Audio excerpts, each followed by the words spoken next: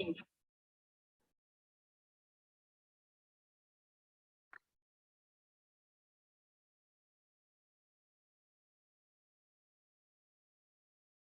dia, Hanna. Bom dia, Stephanie. Bom dia, Ian. Bom dia, Bernardo.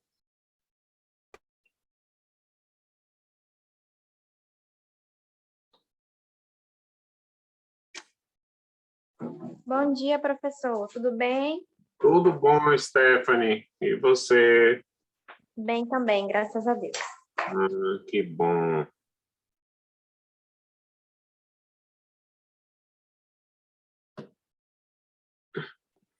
Muito bem, gente. São 10h40, né? Dá 2 minutos aqui para a gente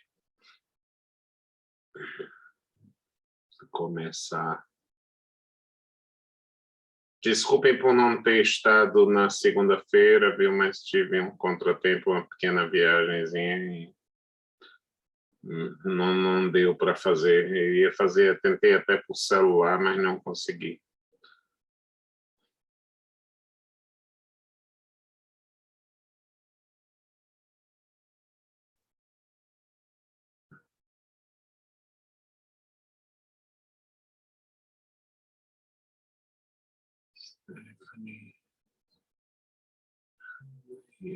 Bernardo.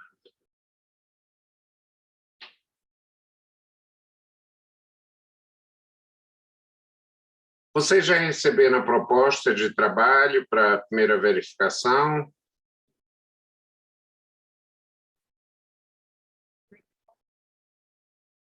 Já, professor. Já, não é? Que ótimo. Pronto. Deixei uma coisa bem aberta para vocês poderem trabalhar. Professor, vai ser só essa atividade ou vai ter outros ao longo do semestre? No último dia de aula, a gente vai passar também com 10 dias para vocês fazerem mais ou menos semelhante a essa, tá certo? Ok. Tá bom. Ok, gente. Na última aula, nós falamos da questão da legalidade, trabalhando com esses chamados princípios constitucionais da administração pública. E hoje nós queremos falar da impessoalidade. Essa é uma questão bem interessante, porque, ao meu ver, os manuais que eu tenho consultado e mesmo os trabalhos de pesquisa não trazem falam muito na isonomia, na igualdade, que a impessoalidade está ligada à isonomia, está ligada à igualdade, etc. Do meu ponto de Professor? vista... Alô, sim? Sou eu, João, professor. Bom dia. Bom dia, João. É que eu estou com dúvida acerca da atividade, eu não sei, eu entrei agora, não sei se já foi, né, passadas as dúvidas, ou então, se o senhor preferir, também pode estar falando no finalzinho, talvez outras pessoas que entrem, talvez elas tenham dúvida também. Eu dei uma explicaçãozinha preliminar, mas no final a gente pode abrir para alguém que queira complementar, tá certo? Tá certo, obrigado, professor. João. Então, nós pensamos que a melhor pista para construir realmente uma ideia de impessoalidade, ela está basicamente trabalhada, ela está efetivamente trabalhada em uma dupla conceituação,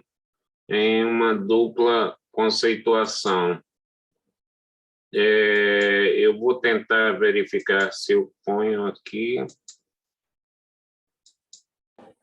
para digitar a mensagem, ok.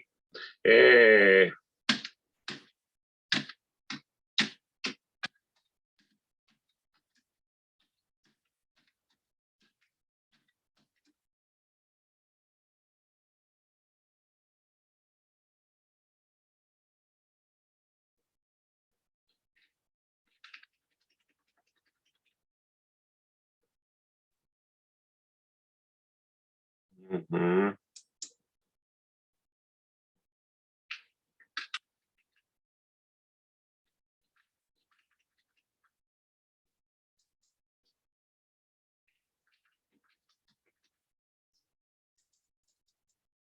Tendo algum probleminha aqui de digitação, mas vamos chegar lá.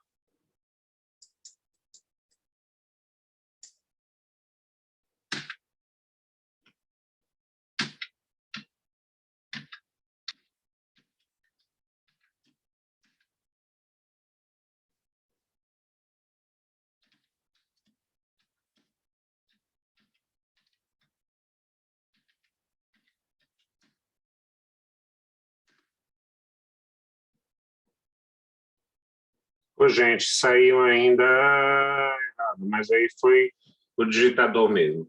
A ideia de um critério e de que esse critério seja sustentável. O que é a ideia de um critério? É a de que, antes de praticar o ato, eu tenho uma razão para praticá-lo. Ou seja, eu tenha, na verdade, uma regra pré-definida para praticar o ato. Vou dar a vocês um exemplo muito singelo, muito prático desse tipo de situação. A primeira vez que nós colocamos aparelhos de ar-condicionado split na faculdade como diretor, cada professor chegava, foi um monte de professor, bote o meu primeiro porque eu sou o mais antigo, bote o meu primeiro porque a minha turma é maior, etc. Eu digo, olha, eu vou reunir a congregação e vamos criar um critério. A partir daí, quem se adaptar a esse critério, nós vamos obedecer esse critério. E aí, eu propus na congregação e se aprovou que teriam prioridade as salas de aula que tivessem temperatura mais alta e pedi a um funcionário, Georley, que usasse um termômetro de medição em 3 momentos durante o dia, e a média disso seria uma média de escala. Então, quem tivesse a temperatura mais alta até a menor temperatura teria preferência para a instalação dos aparelhos de ar-condicionado. Pronto, acabou-se a procissão na minha sala pedindo preferência para isso ou para aquilo. Por quê? Porque eu agi impessoalmente, eu estabeleci um critério, eu estabeleci, na verdade, uma base racional de causa e de efeito. Né? Então, toda vez que nós estabelecemos um critério, nós trabalhamos com a ideia de impessoalidade. A impessoalidade, eu posso até nomear João dos Santos para exercer um cargo tal, sem quebrar a impessoalidade. Por quê? Porque o critério que eu tenho, olha, eu preciso de alguém especializado em finanças. E ele tem um currículo muito bom na especialização em finanças. E aí vocês diriam, mas os cargos em comissão, de livre nomeação e livre exoneração, não importam em quebra da impessoalidade? A questão é tormentosa, a questão é desafiante, né? E eu gosto muito de desafios. A primeira pergunta é a seguinte: por que a Constituição criou, a Constituição brasileira e outras de outros países, né? A portuguesa, que eu me lembro, a espanhola, criaram essa possibilidade de você nomear sem concurso para aumentar a responsabilidade do nomeante. Como assim? Vejam bem, se eu nomeio o embaixador dos Estados Unidos, eu sou presidente da República, se fosse, eu não poderia dizer, puxa, minha relação com os Estados Unidos está péssima, porque o embaixador é incompetente, porque o embaixador é incompetente. Então, eu, na verdade, quando eu nomeio, eu atraio, eu transformo o nomeado em um alter ego. Então, eu passo a ser, ela é feita para ampliar a responsabilidade do nomeante, ela é feita para ampliar a responsabilidade do nomeante. Durante um tempo, essa faculdade tinha um sistema, não foi do meu tempo, onde os catedráticos indicavam livremente os seus auxiliares. O que significava dizer? Que o catedrático de Direito Civil era o responsável pelo curso de Direito Civil, porque ele poderia dizer, olha, se algum professor, na verdade, não está bem, tire e coloque alguém que esteja bem. Agora, não venha me dizer que o curso de Direito Civil está ruim, porque o professor é ruim, já que você nomeou.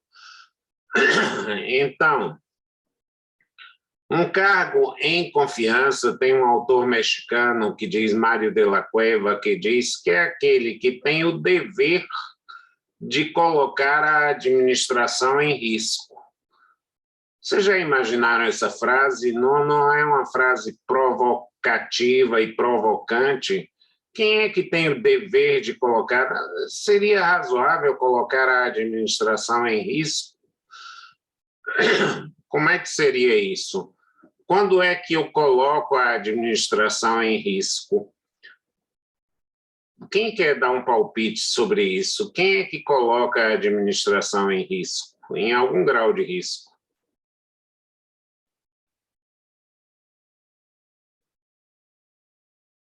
Podem dar qualquer opinião, gente. Aqui é tribuna livre, tá? Não, jamais eu vou criticar uma opinião de quem quer que seja, porque eu acho que alguém que se esforçou para construir um raciocínio. Então, a pergunta que eu faço é a seguinte: quando é que eu, na verdade, posso... obrigado aqui... quem age sem critérios? Júlia está perguntando quem age sem critérios. Veja bem, muitas vezes você age por vontade e não por critério. Não, Diga, era alguém? a resposta da sua pergunta. Na minha opinião, quem coloca a administração em risco pode ser uma pessoa que age sem critérios. É uma pessoa que age sem critério. Perfeito, Júlia, é excelente, né? Quando você coloca uma pessoa, uma administração em risco, você age sem critério. Então, por exemplo, um motorista de uma ambulância, ele não coloca a administração em risco desde que ele siga as normas de trânsito, desde que ele não exceda a velocidade normal, desde que ele se comporte segundo as condições, ele não tem que tomar decisões. Mas o presidente do Banco Central, junto com o Copom, o Conselho de Política Monetária, tem que tomar uma decisão de risco. Eu elevo ou não elevo os juros? De algum modo, você vai ter que, na verdade, arriscar alguma coisa. Você vai colocar a administração em risco. E, evidentemente, que decidir é sempre colocar a administração em risco. Vamos pensar, eu já quero introduzir vocês num tema bem interessante, para mim é um dos temas mais fascinantes. Perdão. É um dos temas mais fascinantes que eu conheço, são as chamadas decisões trágicas, que vêm desde a Grécia, né? Quer dizer, um navio nas cidades, você vai ver uma obra, um navio que está por perecer, como é que você faz? Joga primeiro a carga perecível, porque ela não vai durar mesmo, depois, segundo a concepção da época, não importa hoje o que seja, óbvio que nós não teríamos. As pessoas escravizadas, eu nunca chamo escravos, porque acho que ninguém é escravo, as pessoas foram escravizadas, né? Então, era a concepção da época. E depois os homens livres. Então, quando você estabelece um critério, você renuncia a alguma coisa e opta e toma um outro caminho. Um filósofo chamado Amartya Sen, ele traz a seguinte situação de uma decisão trágica com a qual a administração pública vai sempre, Júlia, se defrontar. 3 meninos se apresentam ao diretor de uma escola e dizem: nós temos aqui um realejo. E o diretor diz: sim, e aí? O primeiro diz: eu acho que o realejo tem que ficar para mim. Ele disse: por quê? E de quem é esse realejo? Não, eu encontrei aqui no pátio da escola, ninguém sabe quem é o dono, não apareceu. Então, como fui eu quem achou, o realejo tem que ser meu. E o outro diz: não, eu acho que o realejo pode ser meu. Por que pode ser seu e não dele que achou? Porque só eu sei tocar realejo. O que adianta? Qual é a função social que vai ter esse realejo nas mãos dele só porque achou? Ele vai guardar e não vai ter serventia nenhuma. Se o senhor diretor deixar esse realejo comigo, eu posso tocar e animar as pessoas, etc., e posso prestar um papel relevante. E aí o diretor, já praticamente convencido, ouve o terceiro e diz: e você também pretende ficar com o realejo? Ele diz: pretendo sim, senhor diretor. Por quê? Porque todos os 2 colegas que me antecederam podem facilmente comprar um realejo e eu não tenho condições econômicas de comprar um realejo. Eu não tenho condições econômicas de comprar um realejo. Então, a pergunta é essa: como é que vocês, diretores, decidiriam? Como é que vocês, a autoridade, resolveriam esse assunto? Alguém quer sugerir alguma coisa? É uma decisão trágica, é uma decisão difícil. Quem, na verdade, o que achou, o que sabe tocar ou o que não pode comprar? Eu escolheria o que sabe tocar, né? Porque ele tocaria e animaria as pessoas. Eu estou aqui avaliando os argumentos, né? Cada argumento, um não pode financeiramente, o outro pode tocar e animar a todos, que também poderia ser considerado um critério de bem comum, na minha visão. E o fato de somente ter achado não constitui nada que vá ter relevância no bem comum, é mais privado, assim como a questão do dinheiro também. É o que eu imagino. Eu acho interessante, Ana, sem dúvida nenhuma. Agora, o que nós temos que pensar aí, você está certíssima no seu raciocínio, talvez eu também tomasse, qual o critério que nós vamos ter. A Ana aí colocou um critério muito ponderável, da função social. Então, estabelecido o critério da função social, nós daremos o realejo ao segundo, o único que sabe tocar, não é? Então, considerando-se que um é um interesse público e que os 2 são interesses privados. Vejam que aí se construiu um critério que tira a pessoalidade da ação e que garante, portanto, a impossibilidade. Júlia diz: eu escolheria o que encontrou, porque talvez sem ele não houvesse o que discutir. Sem dúvida nenhuma, um critério possível. Eu encontrei, Júlia coloca, eu daria para aquele que encontrou, porque senão nem a discussão estaria travada, né? Nem a discussão estaria travada. Não é uma piada que eu vou contar para vocês, abrindo um parênteses. Dizem que um médico, um engenheiro e um advogado disputavam para ver quem era a profissão que tinha criado o mundo. E o médico virou e disse: olha, é a medicina, porque sem a vida não existiria o mundo. Aí o outro diz, é engenharia, porque antigamente era o caos, e quem organizou o caos é uma obra de engenheiro, né? Organizar os planetas, as galáxias, os seres, isso é uma obra de um engenheiro. E o advogado, por último, diz, e quem implantou o caos? Então, a brincadeira é uma autopiada com nós outros advogados. Quem implantou o caos? Ou seja, a construção do critério é uma tarefa árdua. No entanto, nós podemos, na verdade,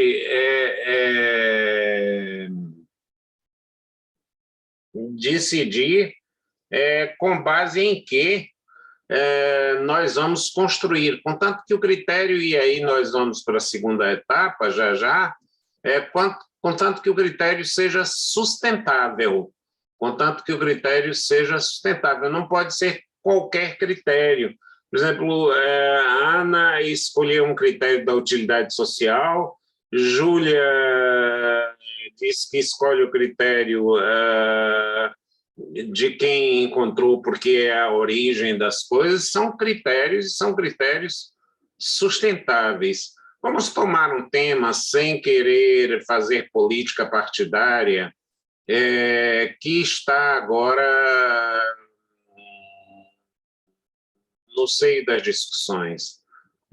O Supremo Tribunal Federal, não vou dizer a vocês o que acho, se certo ou erradamente, condenou o deputado Daniel Silveira a 8 anos e 9 meses de prisão. E o presidente da República, valendo-se de um permissivo constitucional, concedeu o Instituto da Graça. Graça é diferente do indulto, porque a graça é com base pessoal. E aí a grande pergunta é a seguinte, a graça é feita para satisfazer a vontade do governante ou ela atende a algum critério? Por exemplo, em Portugal se concedeu, qual é a diferença entre a graça e o indulto? O indulto é de caráter geral e a graça é de caráter pessoal. Eu posso conceder graça em caráter pessoal? Posso. Por exemplo, se alguém já está em estado terminal e tem 1 semana de vida e pretende rever os filhos e a família, é uma chamada graça humanitária. Eu tenho razões, na verdade, humanitárias para fazer esse tipo de coisa, mas eu tenho um critério.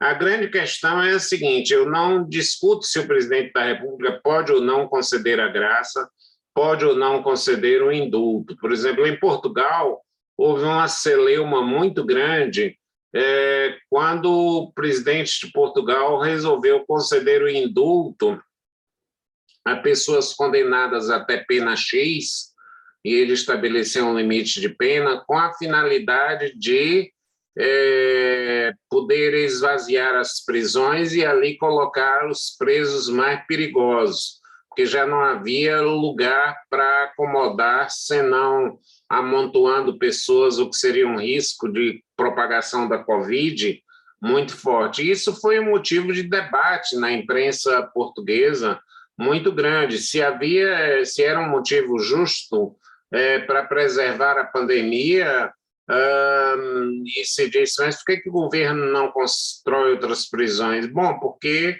eu preciso melhorar a escola, melhorar a saúde, melhorar outro tipo de coisa, então essas pessoas que cometeram infrações de menor tipo, de menor potencial ofensivo, serão indultadas e eu posso, na verdade, fazer. Então, ele estabeleceu um critério. Então, é difícil para mim entender que a Constituição permite atos sem critério, ou seja, como se nós estivéssemos numa monarquia absoluta, ou seja, eu quero, como eu teria dito, eu não acredito, Jânio Quadros, filo porque quilo, ou seja, era um termo jocoso, porque Jânio Quadros gostava de falar arrevezadamente, eu fiz porque eu quis. seria em linguagem portuguesa correta, né? Então,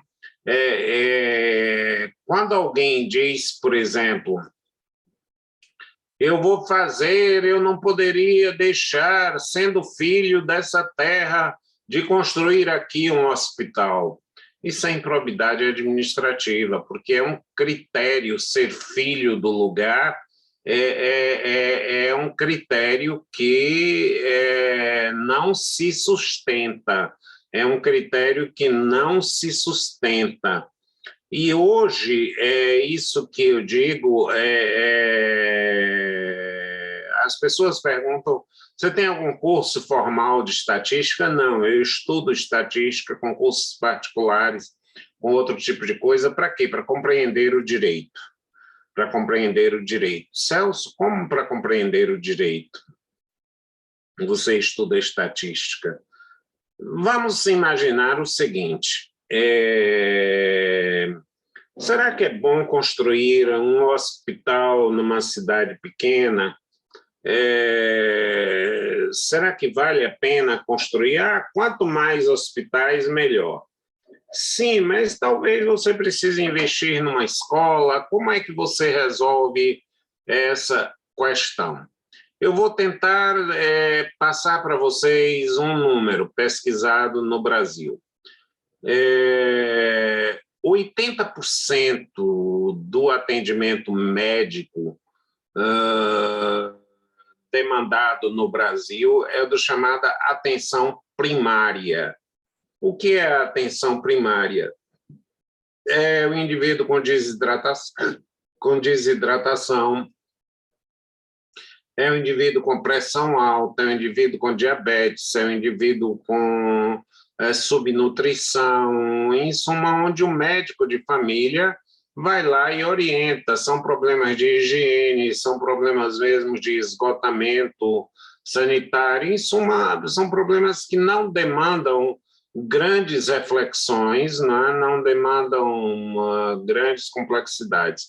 Então, estatisticamente, a procura é uma torção de um braço que, às vezes, você colocando uma atadura resolve. Em suma, 80% da demanda por saúde. Essa é uma média internacional com variações, claro, com variações, lógico, né?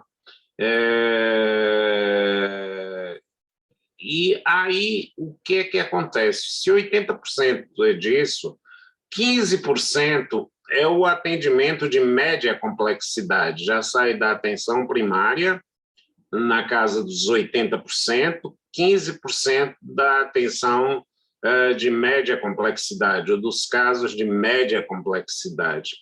E o que são os casos de média complexidade? Por exemplo, são aqueles que demandam um médico especialista, um otorrino, um oftalmologista, um dermatologista, um ortopedista. São consideradas atividades de média complexidade. Isso responde por 15%. E 5% em situação normal responde pela alta complexidade. O que é alta complexidade? São os cânceres que exigem um trabalho oncológico, radioterapia, quimioterapia, etc., internamento hospitalar, etc., hemodiálise, equipamentos com um certo grau de sofisticação. Isso responde por 5%. Então, um critério adequado seria, primeiro, você disponibilizar a atenção básica, criar centros regionais para a atenção de média complexidade e alguns centros para a atenção de alta complexidade, para o qual seriam remetidas as pessoas. João quer interferir aí. João? Vai lá, João. Oi, professor. Porque me veio aqui algo que aconteceu recente, né? E eu assimilei com o princípio da impessoalidade. Foi algo que aconteceu aqui na Câmara Municipal de Salvador. Me parece que o vereador, acho que é Alexandre Aleluia, acho que, se não me engano, não tenho certeza, mas que é Alexandre Aleluia. ele, eu acho que agraciou o deputado, Eduardo, né, Bolsonaro, como cidadão de Salvador. E parece que em 2021, o presidente da República também agraciou Alexandre Aleluia com medalha de honra, eu acho que Barão do Rio Branco. Então, assim, o que fica aí bastante evidente que foge do interesse da administração pública, né? Que é o interesse coletivo. Assina embaixo, João. Assina embaixo. Não há nenhum critério. Aliás, a Câmara Municipal, a Assembleia Legislativa, e acho que até a Câmara Municipal e a Assembleia, tenho certeza, e acho que até o Congresso Nacional estabelece uma cota onde ninguém discute para dar o título de cidadão, né? Cidadão baiano, cidadão soteropolitano, etc., etc., etc. Eu já me recusei, inclusive, a aceitar proposta com meu nome, porque eu acho que, não, com todo respeito à Câmara, não tem valor nenhum, na medida em que cada vereador tem sua cota. Ou seja, eu já vi vereador dizendo assim, esse médico cuidou de mim, fez uma cirurgia com todo cuidado, com todo esmero, com toda dedicação, e era a única homenagem que eu poderia lhe prestar, lhe dando o título de cidadão soteropolitano. Ora, não faz sentido, quer dizer, um benefício pessoal ser pago com uma graça coletiva, com uma situação coletiva. Então, na verdade, eu soube que o presidente da República uma vez tentou e não conseguiu conceder luto oficial a um cantor de rap. Eu não tenho nada contra rap, aliás, tenho tudo contra rap, eu não suporto a música funk, nem... Aliás, não é que eu não suporte a música funk, é que eu não reconheço como música, né? Então, vocês podem dizer, eu adoro funk. Então, qual é o critério pelo qual se estabelece um luto oficial? Qual é o critério pelo qual se estabelece um luto oficial? Quer dizer, qual é, na verdade, a administração não pode agir segundo sua vontade, mas segundo o interesse da coletividade.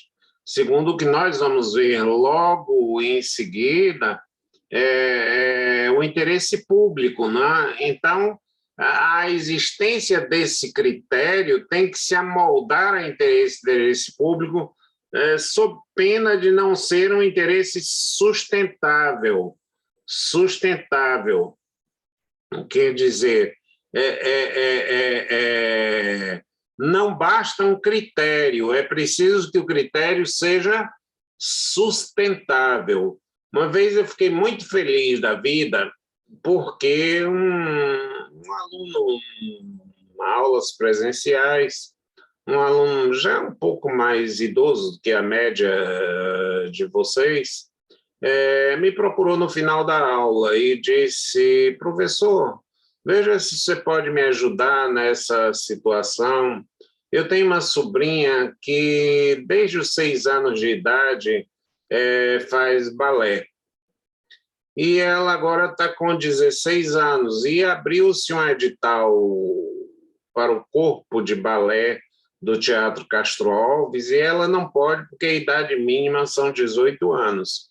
E eu dei um parecer dizendo, olha, eu fiz uma pesquisa até em Piaget, em educadores, eu digo, olha, o balé às vezes se inicia aos 4 anos ou 5 anos, etc., e uma bailarina de 30 anos já é madura, não é? Então, uma pessoa de 30 anos de idade é bem jovem, mas um jogador de futebol aos 40 já é uma exceção das exceções. Então, não fazia sentido, e a Procuradoria concordou e reduziu para 16 anos, né? Quer dizer, porque o critério de 18 anos, que é sustentável para alguém dirigir um automóvel, não é sustentável para alguém praticar o balé. Para alguém praticar o balé, porque ele tem determinadas peculiaridades, ele exige, quer dizer, ele tem uma formação duradoura e contínua, que, na verdade, faz com que esse critério seja sustentável. E alguns critérios que aparentemente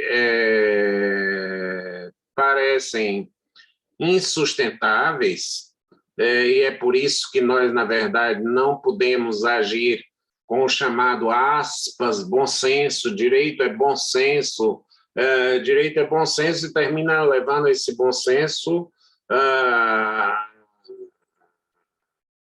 resultados inesperados. Então, de certa feita, eu estava no órgão chamado CONCEP, Conselho Superior de Pesquisa e Extensão da Universidade, e que definia as exigências de cada curso. Quando chegou um pedido inusitado e foi levado de forma muito jocosa, dizendo, olha, a escola de teatro sabe o que ela está pretendendo? Que não haja mais reprovação por disciplina, que o conselho deles se reúna e decida se o aluno está reprovado no semestre ou aprovado no semestre. Ou seja, você tem várias disciplinas, mas a aprovação é conjunta ou a reprovação é conjunta. Qual é o nosso primeiro impacto? É dizer, mas isso é um absurdo, né? O cara já passou naquela disciplina e como é que ele vai ter que perder aquela disciplina que ele já passou, que ele já fez, etc. E eu disse, puxa, para alguém propor isso, deve ter alguma razão, deve ter algum mínimo de sustentabilidade. E eu pedi para examinar e trazer o processo na sessão seguinte, e fui à escola de teatro com um ar meio debochado, dizendo, olha, me expliquem aí essa novidade que vocês querem. Todo mundo aprova o povo por disciplina, e vocês querem aprovar por semestre. E aí eu tive que ouvir, disse, professor, imagine a seguinte situação. Estávamos com colegas, professores de teatro, é evidente que cada escola tem seus rituais, né? O pessoal me mandou entrar numa sala e aguardar um pouquinho, e estava praticamente todo mundo nu, né? Fazendo uma peça, né? E eu achei aquilo um pouquinho estranho, porque a gente costuma andar com a roupa mais formal, mas isso não vem ao caso. E eles disseram, professor, imagine o seguinte, alguém é aprovado em dicção, que é uma matéria que nós temos aqui, dicção, e é muito importante para um ator ter uma boa dicção, ter uma dicção, a impostação de voz, saber como treinar a voz, saber como dar a emoção na voz. Em suma, não vamos fazer um curso de dicção aqui. E tem uma outra expressão corporal, só para lhe dar um exemplo. E aí ele é aprovado em dicção e reprovado em expressão corporal. Aí ele vai fazer uma prova numa peça. Ele diz, não, eu tenho que ficar mudo agora aqui. Vou fazer toda a gestualidade corporal, vou fazer todos os movimentos corporais, mas vou ficar mudo. Perde o contexto. Concordam comigo? De que perde o contexto? Você, na verdade, olha, fique mudo, não dá para avaliar se a fala está sincronizada com o movimento do corpo. É difícil, porque são situações... claro que as técnicas são diferentes, mas a situação, por exemplo, como tirar o ar do diafragma, etc., etc., etc., já o outro, na verdade, tem... Mas dá para separar uma coisa da outra, e eu acabei votando e ganhamos por maioria a possibilidade de que o aluno fosse aprovado conjuntamente e não isoladamente. Eu aí fiz a seguinte pergunta, e me diga uma coisa, e não é injusto reprovar o camarada o tempo inteiro? Ele disse, olha, Celso, aqui tem o seguinte, todo mundo que está no curso, praticamente todo mundo, é aprovado. Se ele vier, tiver frequência, tiver dedicação, ele é visto como um conjunto. Não dá para colocar um número em cada disciplina. E sabe por que quem são os reprovados? Os que abandonam, porque teatro não é uma coisa que você pense ainda no Brasil profissionalmente, é uma vocação mesmo, bem própria. Então, aqueles que concluem toda a grade curricular de um curso de teatro, geralmente estão aptos, né? E esse argumento me convenceu, né? Esse argumento me convenceu. Então, por mais que seja um critério pouco comum, me pareceu um critério sustentável, O que é a sustentabilidade do critério? É uma relação entre a causa e efeito.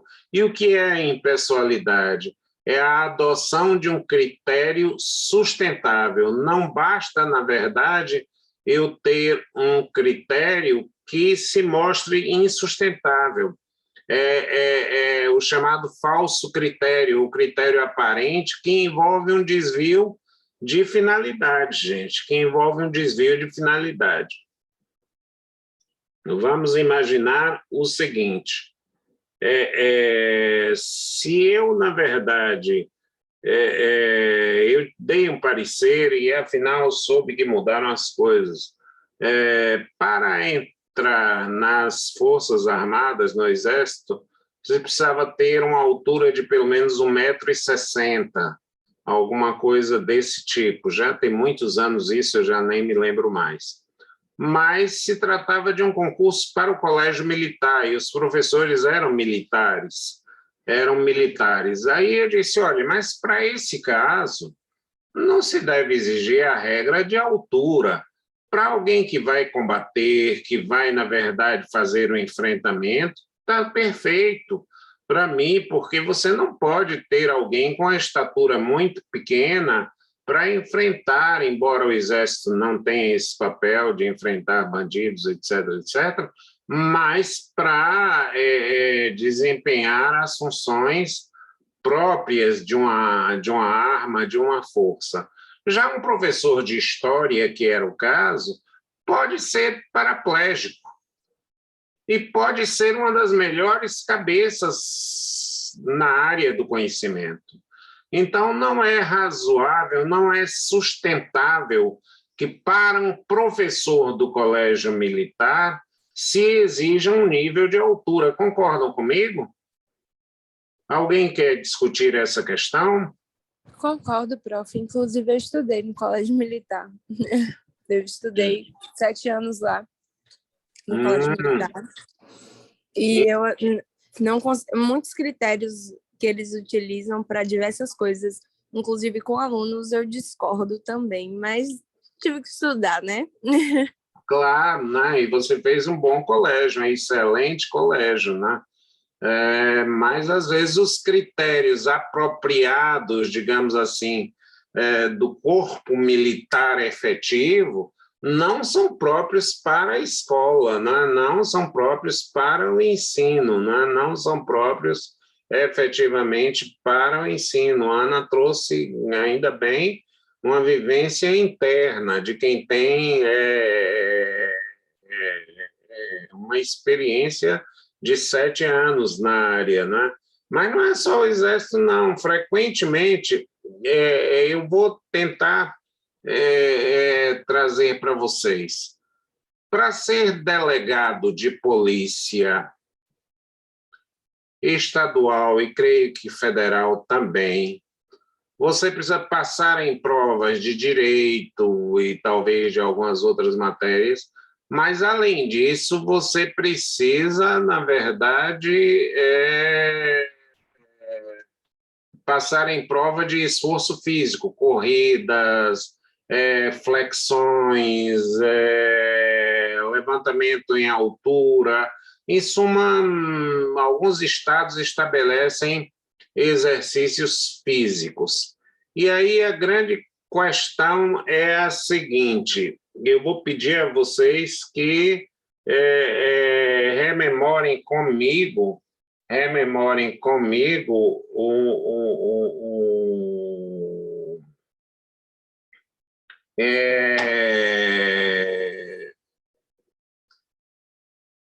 uma questão de que a gente aprendeu no curso médio, interseção de conjuntos. Quem lembra disso aí? Quem lembra da teoria dos conjuntos em matemática? Alguém tem uma vaga lembrança? Conjunto dos inteiros, conjuntos dos irracionais, dos racionais, dos naturais. Tem vários. Dos reais. Perfeito. O que é uma interseção de conjuntos? É quando dois conjuntos distintos se interseccionam. Isso. Então, Ana, perfeito. Vejam bem, se eu preciso que um delegado de polícia seja um intelectual, vamos imaginar que de cada 1.000 pessoas, 100 sejam intelectuais. E de cada 1.000 pessoas, 100 sejam de grande porte físico e de grande porte atlético. Agora, o que é que vai acontecer? Se eu tiver, na verdade, quantos desses 100 que têm capacidade intelectual destacada são também de grande porte atlético? 20? Que somem as duas coisas e que façam a interseção de conjunto? No conjunto, quer dizer, que compõe aquela parte que a gente chamava de achurada, que você riscava assim para mostrar como é que seria. E aí, o que eu quero dizer? Que você restringe indevidamente o concurso e, por isso, diminuindo a concorrência, você evita que, na verdade, você tenha os melhores. Você evita que tenha, na verdade, os melhores, né?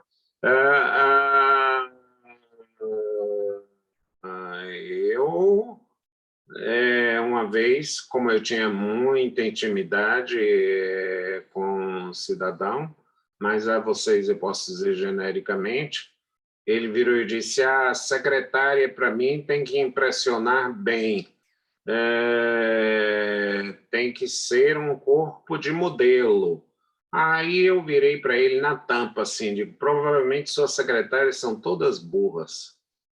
Aí ele disse, por quê? Eu digo, porque você vai ter que fazer uma interseção entre, de 100 mulheres, quantas têm o perfil social de modelo? 5? E dessas 5, quantas são hábeis, inteligentes, bem formadas, etc, etc, etc. Como é que, na verdade, você fica? Provavelmente você está fazendo uma péssima escolha. Eu não preciso nem saber, nem quis conhecer quem era, mas provavelmente quem estabelece esse requisito, entre aspas, a boa aparência, na verdade, pode perder alguém que não tem essa, aspas, boa aparência e que é altamente capaz. Afinal, o que é que você quer e o que é que você deseja? Qual é o problema da ineficiência? E quando a gente trabalha em ineficiência, ela é uma questão fundamentalmente jurídica. o que você deseja de um delegado de polícia? Que siga a pista do crime, que investigue a criminalidade, que descubra o autor. Eu vi num filme, não sei o quanto tem de verdadeiro, que é Scotland Yard, que não é eu não chamaria Scotland Yard de um órgão policial, mas é um caso onde houve um estupro numa região nevada. E o que eles fizeram? Eles, na verdade, recolheram a neve do local todo, fizeram uma limpeza da neve, caminhões e mais caminhões de neve, e colocaram computadores ultraacessíveis que detectaram gotas de suor na neve. Com essas gotas de suor, eles chegaram ao DNA, a um determinado DNA, que estava cadastrado dentre um dos criminosos, porque o estuprador normalmente reincide. É uma característica, não sei, apenas estatisticamente estou passando os dados, não conheço a área, mas ele reincide. E identificaram o delinquente a partir dessa questão. Concluída essa etapa, a captura, a prisão, a custódia já é com outra área que não a Scotland Yard. Ou seja, você tem... E o que pode acontecer? Um membro da Scotland Yard pode ser paraplégico, pode não ser e não deve ser bacharel em direito, pode ser um físico de alta qualidade, para, por exemplo, saber se uma escada caiu, quem era que tinha o peso em sentido com a massa de quantos quilogramas para ter derrubado aquela escada. Quer dizer, qual é a capacidade que eu quero, na verdade, para investigar e qual é a capacidade que eu quero para combater a criminalidade. Se eu não separar essas coisas, eu vou ter um resultado pífio.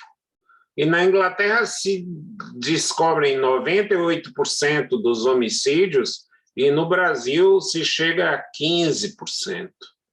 Então, o que eu quero, afinal? Um bom atirador ou um intelectual que tem uma lógica de acompanhamento do crime? Claro que podem haver, e devem haver, e existem, com certeza, os que reúnem os dois requisitos. Mas vocês concordam comigo que eu reduzo o universo dos elegíveis? O que vocês acham disso? Eu reduzo o universo dos elegíveis? Primeira pergunta é a seguinte: por que os exercícios físicos para as mulheres são menores ou são menos rigorosos do que para os homens, se a função, afinal, vai ser a mesma?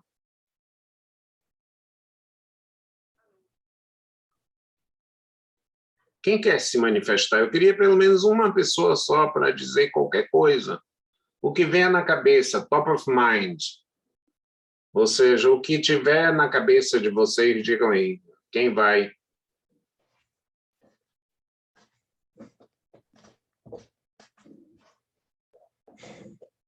Gente, aqui ninguém vai falar, não tem ninguém que vai falar besteira. Qualquer assunto eu posso falar besteira. Porque o que eu digo hoje pode já não ser válido amanhã. Eu apenas tento desenvolver algum tipo de raciocínio. Então, quem é que vai me ajudar aqui? Stephanie, você está calada? Prof. Oi, Ana. Eu diria que tem uma questão social, assim, também, de que os homens devem ser mais fortes. Isso está associado para alguns homens a virilidade, etc. E também tem a ver com a questão biológica, né? Dos homens terem testosterona e, naturalmente, tem uma tendência a conseguir fazer exercícios físicos e obter um retorno maior, eu diria. Claro, Ana, eu concordo com você. Agora, e se nós separássemos a investigação da captura, não seria melhor, mais efetivo? Porque a questão da descoberta eu concordo com o que você diz, sem dúvida nenhuma.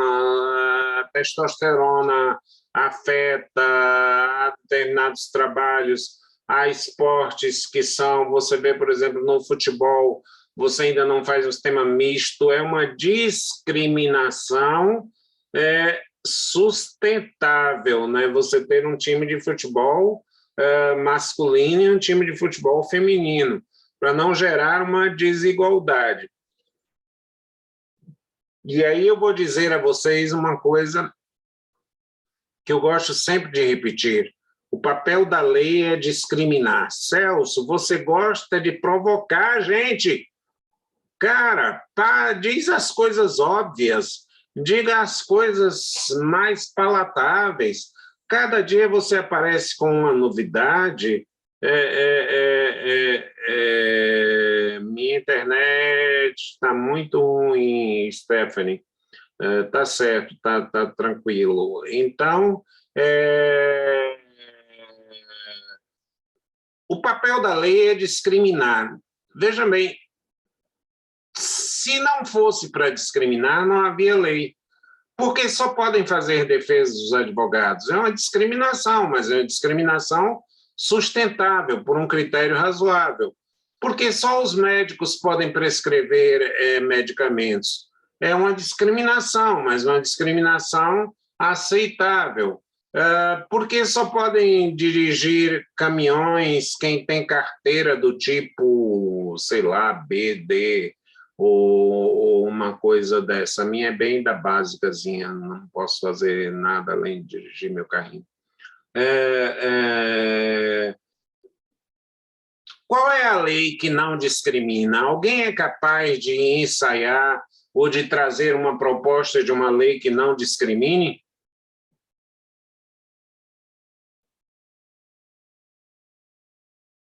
Santiago Dantas, em 1910, disse o seguinte: se eu der um prêmio a alguém que tenha produzido um livro de grande relevância para a cultura nacional, essa é uma discriminação razoável. Mas se eu isentar esse prêmio de imposto de renda, essa é uma discriminação descabida. Porque já que ele teve a renda, não tem. João, vamos nessa, gostei. Leis que se aplicam a todos. Júlia também, todos são iguais perante a lei. Tá ótimo, eu acho que esses são os grandes desafios que a gente enfrenta, né? Só por ordem de quem colocou, leis que se aplicam a todos, mas a gente pode fazer uma simbiose. Se todos são iguais perante a lei, essa lei não discrimina. Só que, na verdade, quando eu falo em lei, eu falo em norma. Será que é possível dizer-se que todos são iguais perante a lei e, ao mesmo tempo, seria inconstitucional a Paralimpíada? Por que o atleta cadeirante não pode concorrer ou não concorre nas Olimpíadas? Porque ele estaria em nítida desvantagem. Então, quando você distingue, na verdade, o enunciado programático de que todos são iguais perante a lei, quando ele vai se revelar na prática, para assegurar a igualdade, é preciso tratar desigualmente os desiguais. E nesse ponto está a discriminação, porque são tratados na medida da sua desigualdade. Perfeito, João. Eles são tratados na medida das suas desigualdades. Vejam bem, é meio estranho a gente imaginar que se faça um concurso público exigindo-se apenas alguém do sexo masculino ou feminino, né? Só podem entrar nesse concurso homens ou mulheres. Todo mundo dizia que absurdo, isso é uma inconstitucionalidade grosseira, né? Mas vamos imaginar o seguinte: nós temos em Salvador o presídio feminino. Quase 90% das mulheres que estão lá presas são por problema de drogas. E, infelizmente, isso remete a uma situação de dependência da mulher em relação ao homem, para ajudar o seu marido, que, na verdade, é traficante, ela também se torna traficante, termina fazendo uma parceria. Isso é um problema social muito grave. Mas se eu fizer um concurso para agentes de um presídio feminino que tenham o papel de revistar as detentas, as prisioneiras, eu posso exigir que sejam só mulheres? Ou algum homem pode dizer, não, eu vou revistar de qualquer jeito, não tem problema, ela vai tirar a roupa e eu faço a revista, aqui eu sou um funcionário público. O que vocês acham? A exigência em um concurso onde se dissesse que só mulheres podem fazer revista de prisioneiras, ofende a igualdade? Quem quer dar uma opinião aí? Não ofende a igualdade, porque para o processo... Quem está falando? Elisa, Ana Elisa. Elisa, certo. Não ofende a igualdade, pois se pretende que seja de igual para igual, né? A revista de uma mulher para uma mulher, da mesma forma que para o homem, de um homem para outro homem, né? Então, não ofende não, na minha visão.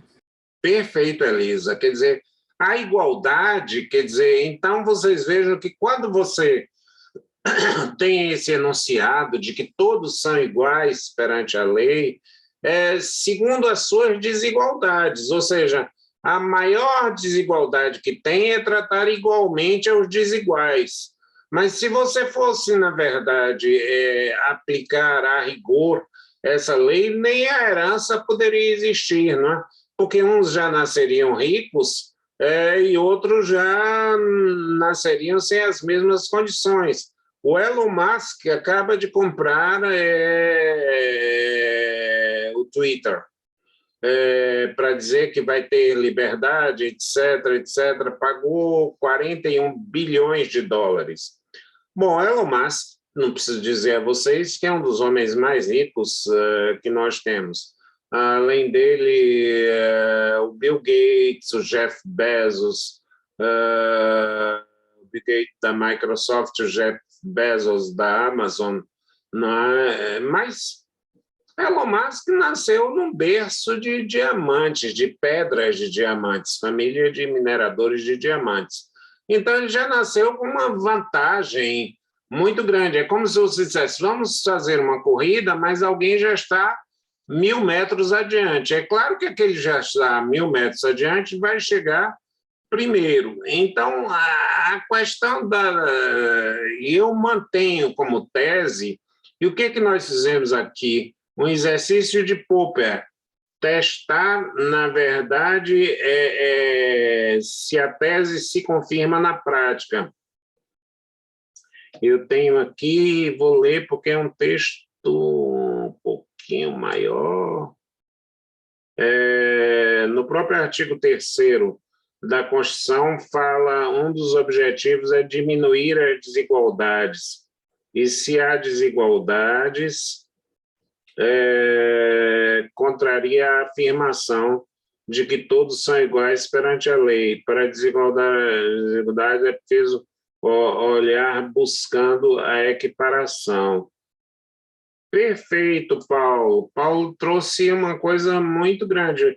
O artigo 3º diz que um dos objetivos da República é reduzir as desigualdades sociais. Logo, ele, na verdade, eu tenho, por exemplo, uma tese, que eu estou sozinho, viu, gente, pelo amor de Deus, de que incentivos fiscais não podem ser dados aos estados desenvolvidos, só podem ser dados para reduzir as desigualdades regionais.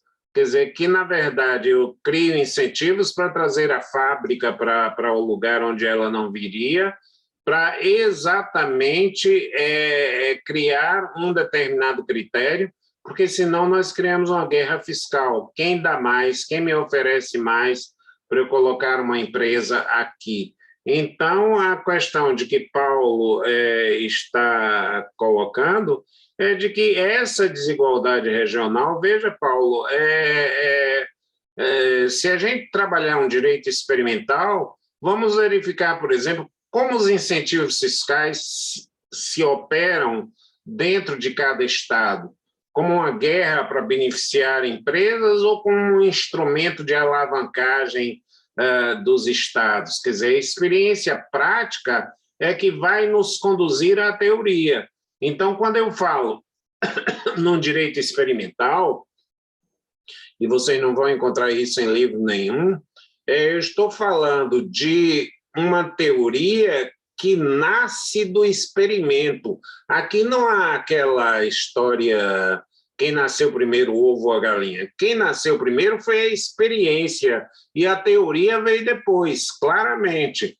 Então, quando a gente tenta construir teorias sem que tenham base na experiência, elas ficam desmoralizadas, ou elas partem aí, com todo respeito, a serem apologéticas ou a serem religiosas ou a serem até filosóficas. Quer dizer, se o pastor diz, etc., eu tenho uma paciência incrível. Ontem me levou uns 10 minutos um cidadão, olha, aqui quem fala é Jadilson. Eu queria conversar um pouquinho sobre a Bíblia. Pois não, e tal. Não é que tenha nada contra a Bíblia, não, mas é que as interpretações dele, porque Jeová, eu ouvi com toda a paciência, ele disse, muito obrigado e tal. Era uma questão civilizada de tratar gentilmente determinadas pessoas. Quando vocês receberem uma ligação de telemarketing, pensem nas pessoas que estão trabalhando lá, num estresse imenso, é uma das profissões mais estressantes que existem. E a rotatividade é muito grande, porque ninguém aguenta todo dia xingamentos, telefonemas interrompidos e coisas que estão. Mas vamos afirmar isso até que nós consigamos demonstrar o contrário, e a busca há de ser feita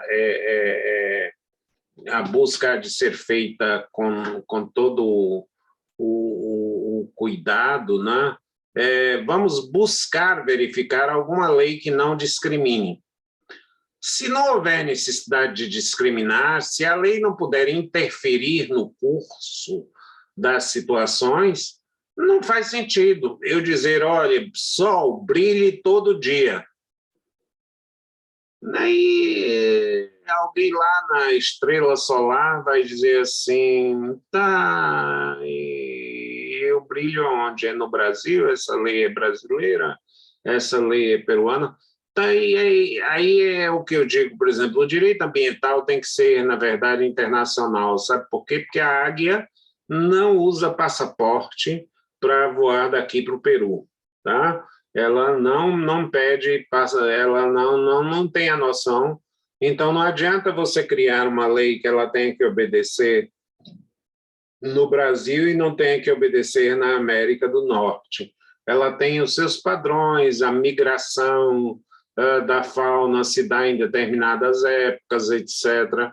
Então, não adianta você proteger a baleia aqui e não proteger no Japão, etc., etc., etc., etc., né? Aprendam uma coisa, aprendam não, relembrem uma coisa. O papel da lei é discriminar, não é que a lei, infelizmente, tenha que discriminar. Ela existe para discriminar. Gente boa, meus queridos amigos do coração, quando nós estamos dando essa aula, nós estamos discriminando um monte de gente que não pôde chegar aqui. Quando vocês estão na Universidade Federal da Bahia e não numa faculdade da Unisquina que eu chamo pejorativamente algumas universidades que pensam mais no dinheiro, R$ 99 por mês, e tal. Então, quando você está aqui, isso é produto de uma discriminação dentro da sociedade, de uma discriminação dentro da sociedade. É claro que existem discriminações abusivas. Tem um filme que eu estou querendo assistir, Medida Provisória, diz que o cidadão diz que os afrodescendentes são vitimizados, e aí o juiz resolve dizer o seguinte: então voltem para a África, voltem lá para a África. Claro que há discriminações que não obedecem às chamadas escolhas trágicas, porque toda discriminação ela é suportada numa escolha trágica. Veja bem, por que o prefeito resolveu conter as encostas em tal e tal lugar?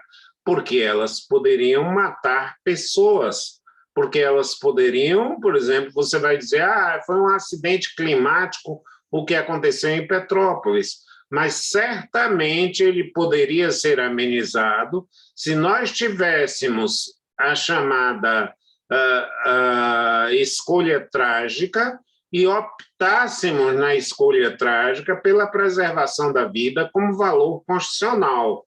Né? Quando você não obedece à chamada teoria das escolhas trágicas, você pode, na verdade, gerar uma situação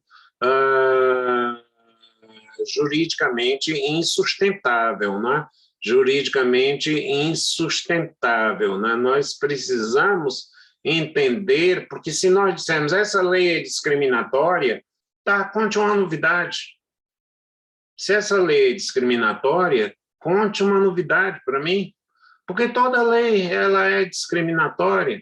A questão é saber se essa discriminação ela é aceita nesse tempo e nesse espaço. Se ela é aceita nesse tempo e nesse espaço, a discriminação de vestuário é possível? Sim, em determinados limites, sim. Por exemplo, eu não discrimino o policial que está na rua por ter que usar um uniforme, a farda e até o crachá com o nome e, eventualmente, até a câmera para registrar o que ele está fazendo. Mas eu não posso pedir a qualquer pessoa que use farda, porque ela não se conecta ao trabalho. Quer dizer, não há, na verdade, uma discriminação sustentável. Então, tudo isso eu estou fazendo para dizer a vocês que a impessoalidade reside em quê? Em um critério, mas só no critério não, em um critério sustentável. E nada há de pior do que criar-se o critério para gerar-se a aparência de uma sustentabilidade. É mais ou menos como se você desse um presente com a fita embrulhada bonitinha e a caixa estivesse totalmente vazia, né? A caixa estivesse totalmente vazia.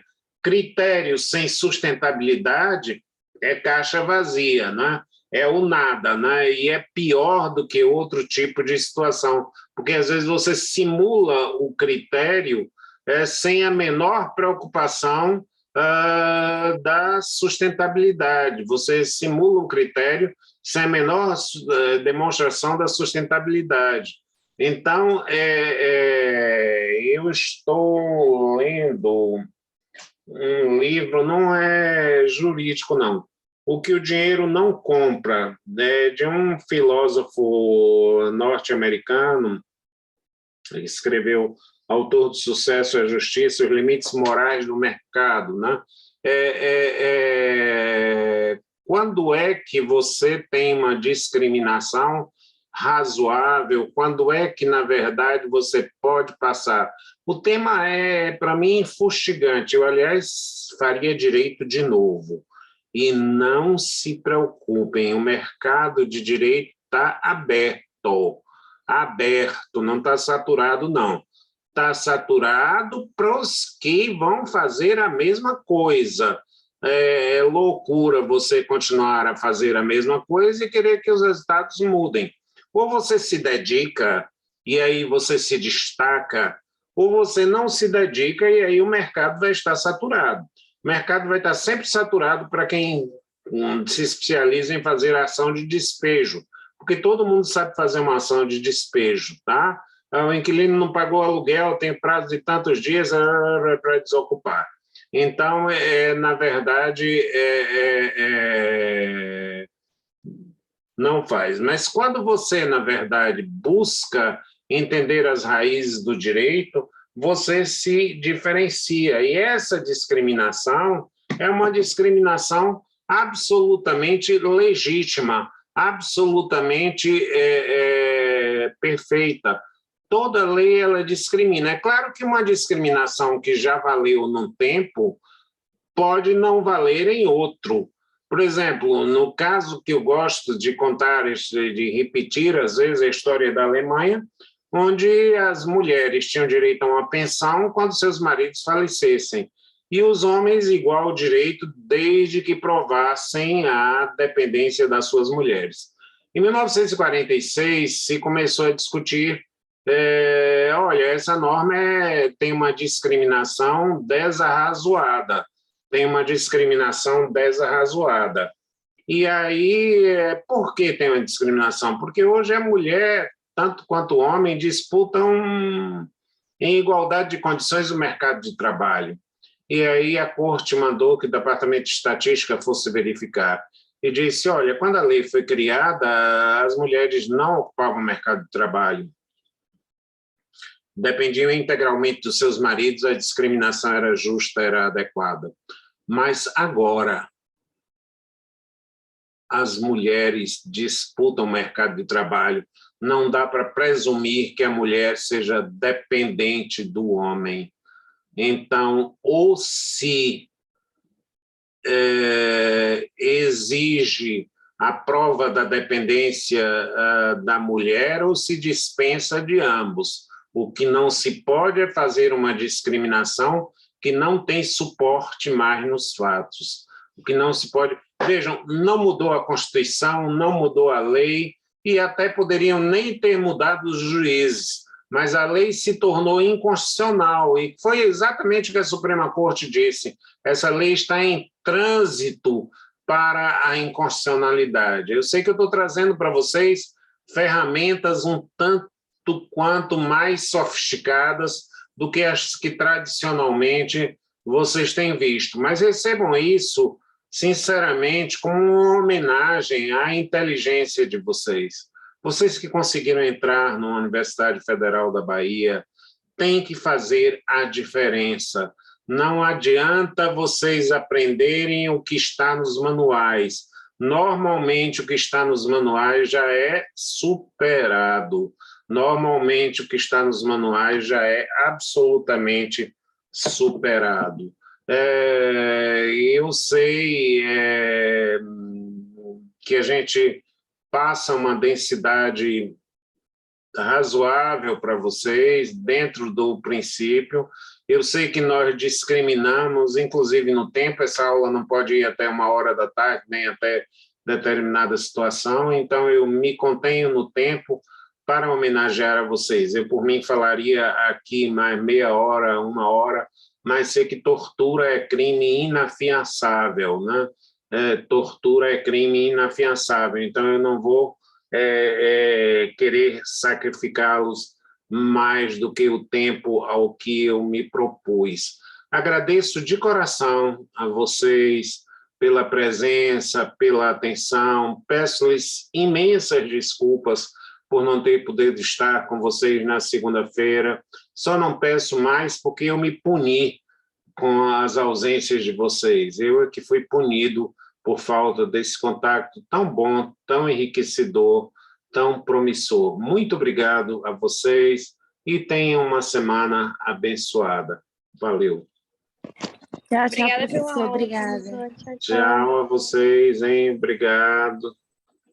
Tchau, professor. Obrigada. Obrigado a vocês. Professor? coisa... Oi, diga, João, você queria... Desculpe, eu tinha já esquecido. Alguma questão sobre avaliação, não é isso? Isso, que eu fiquei com dúvida. Diga lá, João. No caso, é para a gente escolher um caso prático que envolva a Se administração, né, adapte direito aos temas administrativo. que nós colocamos teoricamente, tá certo? Ah, sim. No caso, pode ser um caso julgado. Pode ser um caso julgado, pode ser um caso imaginado, alguma situação concreta que você resolva à luz dos instrumentais que nós passamos. Como vocês veem, a prova é bem aberta, né?